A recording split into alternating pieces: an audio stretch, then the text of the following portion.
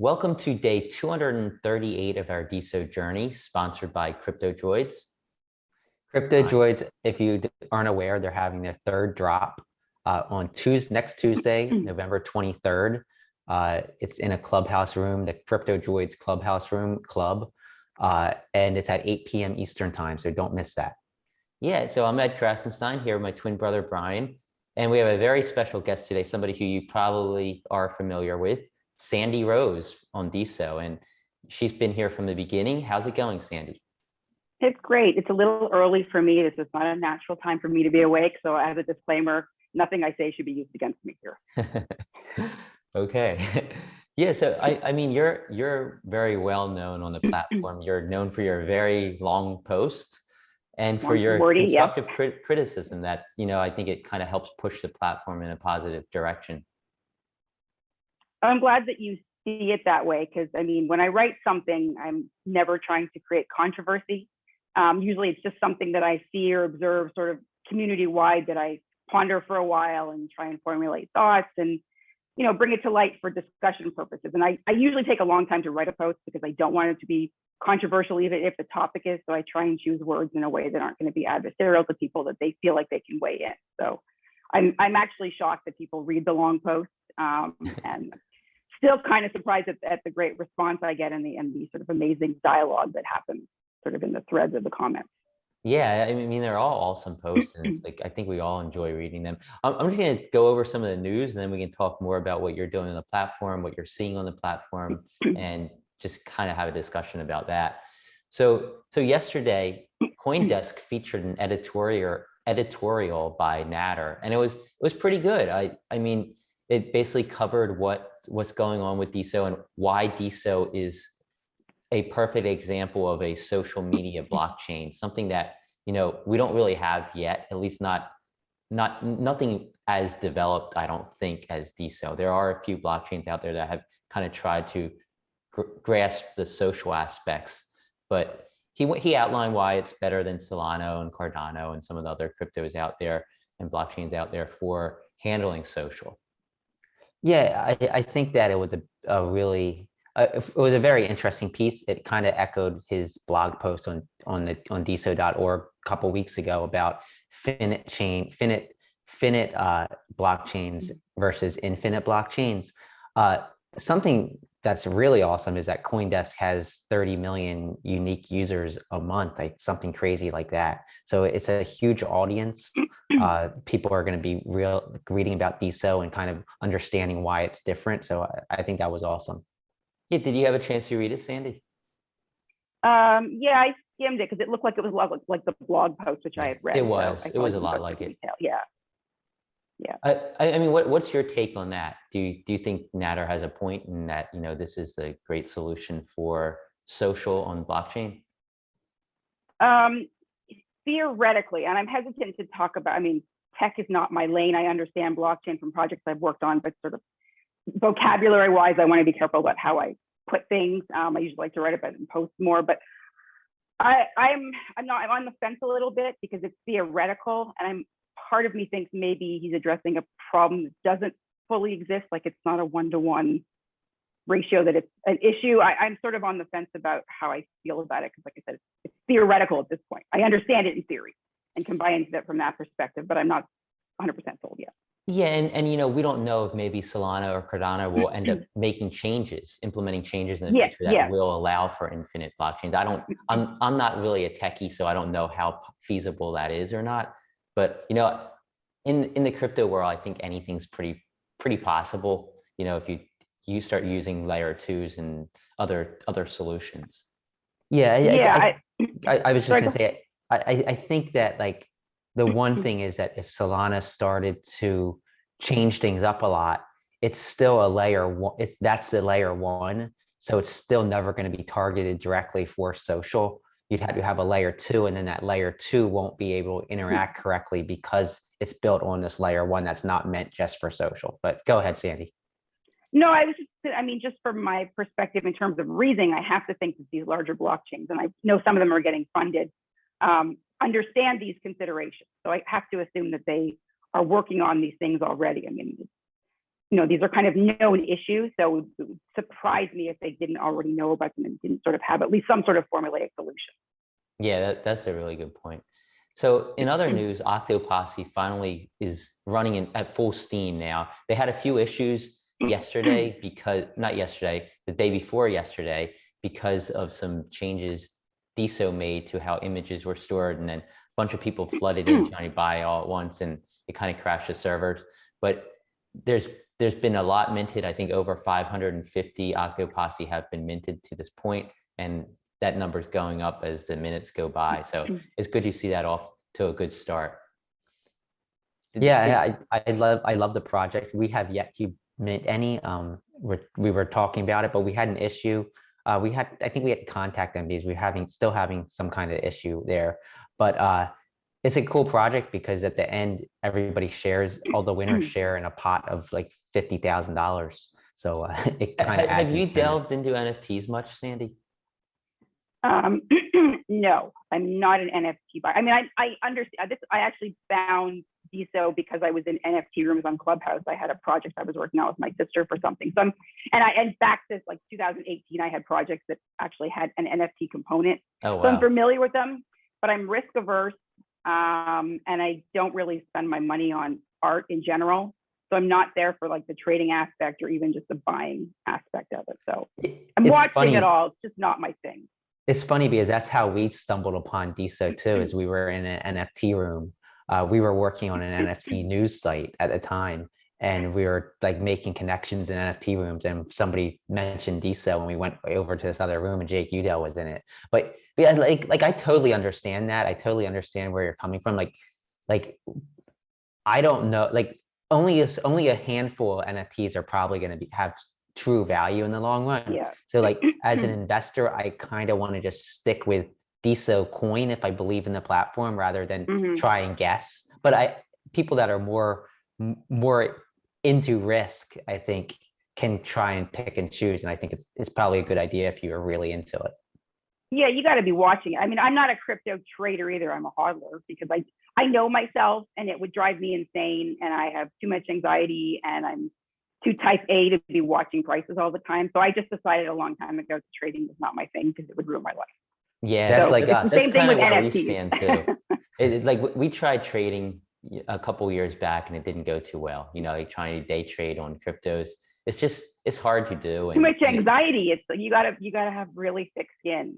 And I do in certain things, but I just know it would ruin any sanity that I have left in my. Yeah, exactly. So the final thing we want to talk about is the Octane Fund. Supposedly today, they're going to be announcing some of those developers who will be receiving funding.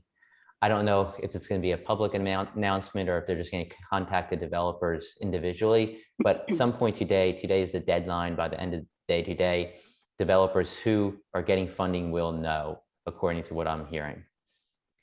Yeah, so I mean, all deadlines can be pushed back, but that's the day. Today's the day. At the end of the day is the day that Alex, the latest, the head of the Octane Fund, gave for reaching out to the developers and letting them know if they're going to be funded or not.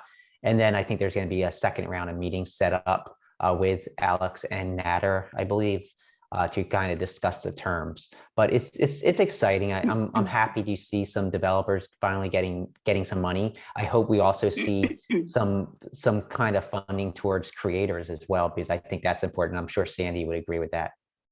Absolutely. Although to me, I'm actually excited about the announcement. I'm very much interested to see the types of projects that they've chosen and the framework for those projects. And we don't even know at this point if they're just giving out money, if there's going to be an equity component, because the foundation has no revenue source. So it would make sense that they could take some equity and eventually keep building sort of the coffers for the foundation. But I think development is the most important thing that's happening, because to me, that will move the needle. If a big platform that would have an independent user base outside of just our small DeSo community builds on DeSo, even just the announcement of that, to the extent that sort of the outside world sees value in that, I think that's really the most important thing. I mean, onboarding users to BitCloud isn't, to me, highly important, but this development is. So. Exactly. Yeah, and we actually, I spoke to Alex, and they are looking to do equity. They're looking to take an equity stake for the financing. I don't think they're going to have super strict terms. They're not going to be trying to steal equity from these projects, because their main goal is to just push them forward. But that way they see it as maybe a year, 2 years down the road, they can sell off that equity and then use that money to fund even better, newer projects. So it kind of allows them to have this revenue stream where they can keep pumping money back into the developer community. Yeah, I think, like when you look at typical venture capitalists or, funding rounds, the goal is to invest to make money. I think their goal here is invest to acquire users. Like they're going to be putting money into programs that they think is going to increase user acquisition. That's their number one goal. But the number two goal is also to profit so that they can take some funds out and reinvest into new projects, so that the Octane Fund doesn't just stop. It's, it's an evolving thing that can fund new projects as new projects come about. Yeah, I mean, I really hope they're looking for, or at least can help put in motion projects that are actually going to be companies that will have revenue sources, because I don't think it's that helpful to just onboard people now based on some projects and not have long-term goals. I mean, this is potentially life-changing for these developers who have day jobs they don't really want to be in. And I'd love to see them actually be able to build companies that sustain past the initial funding. So I'm hoping that that's sort of something they look at and that they sort of help developers along with. Because one of the things I like to do is talk to developers about their business ideas, because I know that they may have great tech ideas, but they may not understand sort of the implications of all the business ends. So I'm always happy to chime in and, share some thoughts and hopefully push in the right direction. Yeah, so tell us a little bit about your background, Sandy. You kind of have a background in the financial world. Yeah, so I mean, it's maybe slightly boring, but my long-term career is in bankruptcy consulting. My niche I think that's exciting. I don't think that's boring. Well, in short, I'm the Grim Reaper. If I show up at your company, it's not good news. But it's interesting though, I guess, in that sort of my niche is operations. So typically, bankruptcy, if a trustee or somebody is appointed, I come in. If it's an operating company, I assess whether or not we can operate it for some short period of time, either to sell it or whatever we need to do. But so I've operated probably about 50 different companies in some capacity. And so I've gotten a lot of business experience through that. And I also do in tandem with that forensic accounting and other sort of financial modeling and litigation support for these insolvency cases. And then in 2018, some blockchain crypto projects kind of came across my desk in the form of white papers, and I would read them, and I would, because I'm vocal, I would tell people what I thought. And usually I thought they sucked. And I would ask them, why do you need to raise $40 million in a token sale? What do you use that money for? What's your revenue source? And as I would ask these questions, they would realize they didn't really have an answer. And so it kind of just translated into consulting jobs. So I've worked with maybe 3 or 4, most of them are ongoing startups in the blockchain crypto space, which has been really interesting. It's where I've learned, most of what I know today about that. Well, I think that kind of explains a lot. Like you're like on DeSo, you're not afraid to tell people your thoughts and let them know, even if it's not the most convenient thing to say, just let them know. And that goes back to your background in dealing with bankruptcies. I'm sure you had to do that, right? Yeah, well, I mean, in a bankruptcy customer service, I mean, I don't usually deal with the customers, but sort of across the board, the customer service, I don't have to impress anybody. So I do need to go in and figure out, what the major issues are, at least so we can operate, because we can't lose money, when you have a trustee in place. So we have to stop the bleeding somehow. So I had to learn how to look at sort of the problems in a company and identify them and do what we can to sort of solve them. And so that's kind of where my background in that came from. And yes, I mean, I'm vocal because if something bothers me, I think it's important to share that, especially to the extent that it could actually help somebody. Well, that's the intent. I mean, I'm not just saying things just to take them. Well, and it's so important. Like I'm sure people get angry when people say the inconvenient truth about things. And we had other skeptics and other people coming on saying, oh, this is a scam, and then not really backing up their words for why it is. And that can be a negative for sure. But providing constructive criticism, pointing out the flaws, and then looking for solutions, like that's what you're doing. And that's like so invaluable to the community. And like we're super positive. We've been super positive, but we recognize that what you're saying, what the things you point out are so important, and it's important to discuss them. So like we're happy to have you on whenever to discuss any issue you see that you think might need addressing. Yeah, I mean, I just think it's I try and do it in a way. It's not usually something it's born sort of out of my thoughts, but typically, because I'm in a lot of channels on Discord and Telegram and other discussions, so typically it's something that I see being talked about, but maybe it's not talked about sort of on platform. So a lot of times I'll raise an issue knowing that I want to engage the community so that everybody can kind of see where their opinion fits in, because I think that's important. There's a lot of people here that don't know about blockchain or crypto, or this is a whole new space for them, and they're not comfortable speaking out because they don't know if their opinion makes any sense. So it's helpful for them to see what other people think and maybe feel more part of the community because others share their views. So right now, if you had to pick one thing about DeSo that you think really people need to be more aware of and people need to be talking more about, or something that needs to be fixed with the blockchain or the platform, what would it be if you could pick one thing? Well, again, so I'm still sort of on the fence about where the technology is really going to end up on the blockchain. So when I think of the platform, to me, the blockchain is the product. So I'm not going to weigh in too much on that because I don't have enough information. I don't think onboarding people onto DeSo, onto like BitClout Diamond is necessarily the right framework, because I've always seen it as a very niche market. And I haven't tried to onboard anybody, partly because it's a little bit of a complex problem. I can't think of anybody in my world that would enjoy the space just from social media. I like it because of sort of the think tank environment of everybody being early adopters and trying to understand what this is. But if you don't care about that aspect just as a social media platform, it has a lot of problems because of the visibility. I spend hours a day commenting on people's posts and engaging and talking to people on my posts. So if you're not willing to do that, it's really difficult to build a following. And I think sort of what goes along with that is that when people are onboarding new users, I don't know that they explain that properly. I don't know that it's clear. It's not necessarily intuitive that you need to actively seek out people to talk to, that you can't just post content and hope people see it and love it. So I think That's sort of just that whole process is not conducive to people coming and staying, so.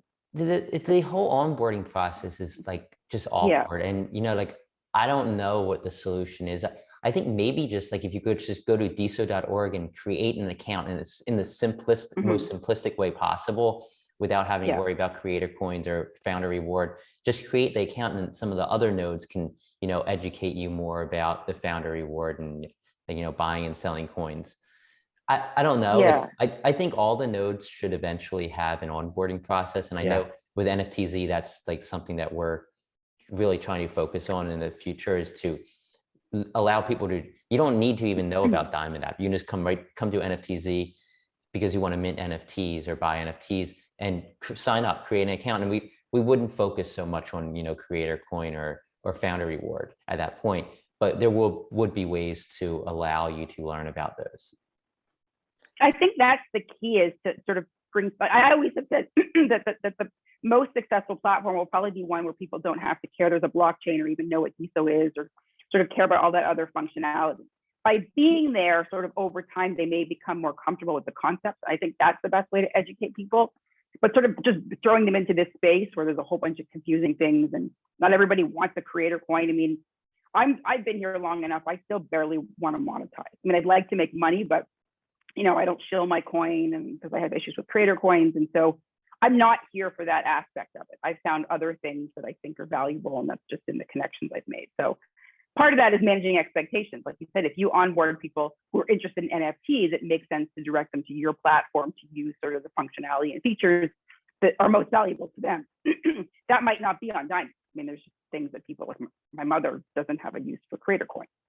I don't even want her on Facebook.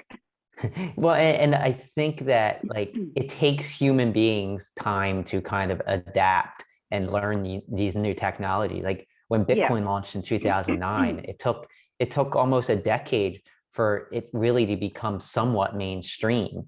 And that didn't happen until like Visa started using it, PayPal started adopting it. So like you need these other, you need like other nodes, I feel, to kind of make it more mainstream and simplify it for people.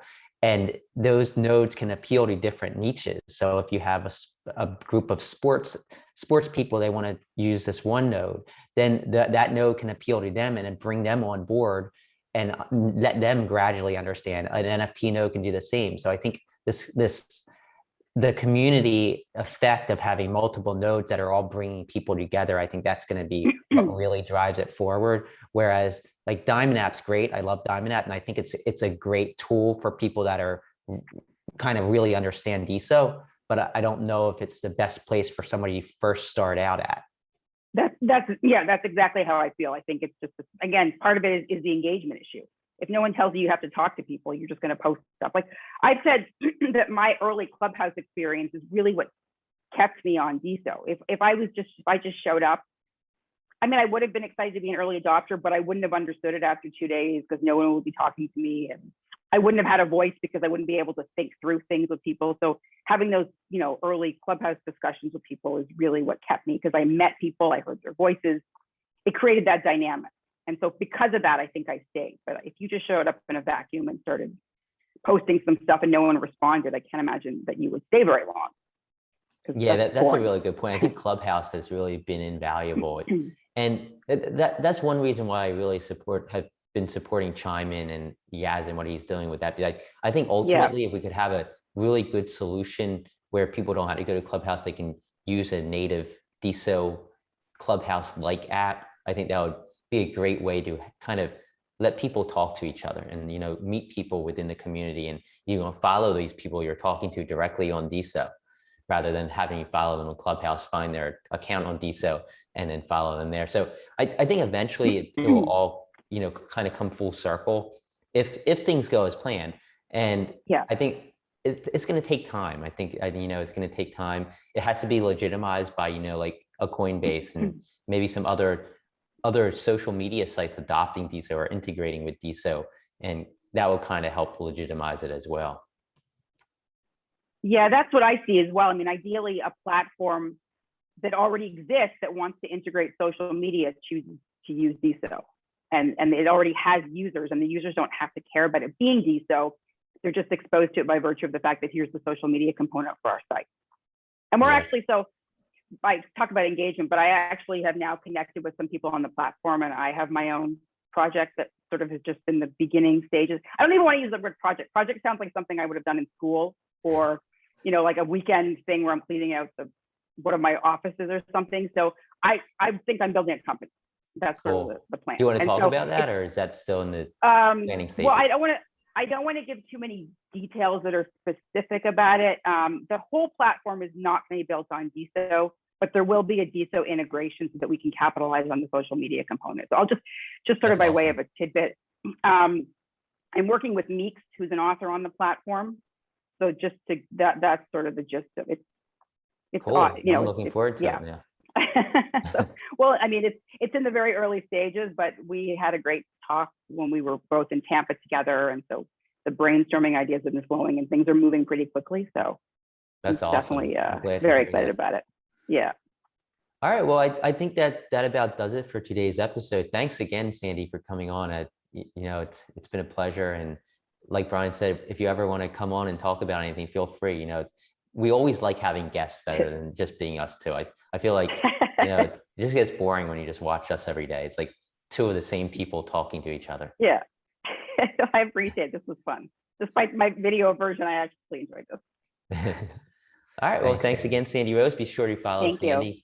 And we will be back at you tomorrow on day 239 of our DeSo journey.